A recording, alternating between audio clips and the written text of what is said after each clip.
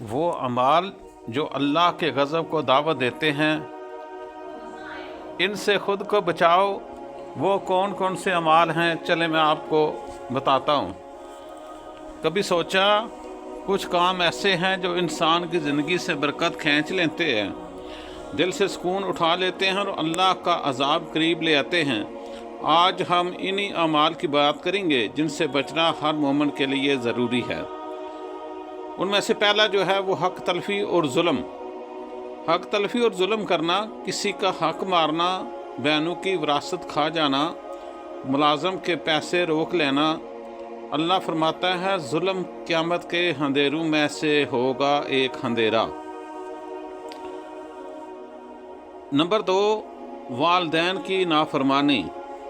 میرے بھائیو، والدین پر آواز چڑھانا اور ان کی دلیہ آزاری کرنا، ان کی خدمت نہ کرنا، ماں باپ کی بد دعا اللہ کے غضب کو بھڑکا دیتی ہے، لہٰذا ماں باپ کی خدمت کیا کرے۔ یہ ایسے کام ہیں جن سے اللہ کا غضب دور ہوتا ہے۔ رزق میں حرام کو شامل کرنا۔ رزق میں ان چیزوں کو جب آپ شامل کریں گے، مثلا سود، رشوت، دھوکہ دہی، ایک لقمہ حرام انسان کی پوری زندگی برباد کر کے رکھ دیتا ہے۔ میرے بھائیو، اس سے ہر صورت ہم سب کو بچنا چاہیے تاکہ ہمارے رزق جو ہے اس میں برکت ہو۔ جھوٹ اور وعدہ خلافی۔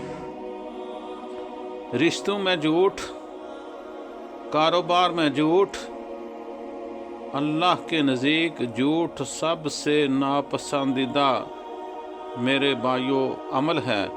اس سے ہمیں بچنا چاہیے، کیونکہ جھوٹ ہر چیز کو تباہ کر کے رکھ دیتا ہے۔ بے حیائی اور فحاشی پھیلانا، سوشل میڈیا پر غلط مواد، بے پردگی۔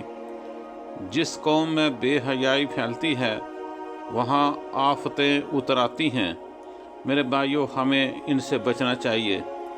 نمبر 6 جو کام ہے وہ ہے نماز چھوڑ دینا۔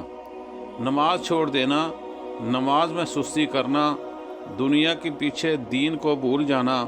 نماز چھوڑنا اللہ کے غضب کو میرے بھائیو اس بندے پر کھینچ لاتی ہے۔ دلوں کا توڑنا، غیبت و حسد کرنا، کسی کا مذاق اڑانا، کسی کے پیٹھ پیچھے برا کہنا، کسی کا دل دکھانا۔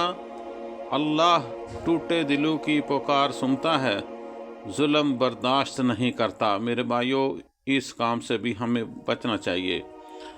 ویڈیو کا اختتام، ہماری ویڈیو اختتام کی طرف چل رہی ہے، تو ویڈیو کا اختتام کچھ اس طرح ہے۔ بھائیوں اور بہنوں، اگر ہم میں یہ گناہ جن کا ذکر اوپر کیا گیا ہے موجود ہیں تو آج ہی توبہ کر لیں۔ اللہ بہت مہربان ہے، ایک سچی توبہ زندگی بدل دیتی ہے، نصیب بدل دیتی ہے۔ اللہ کا غضب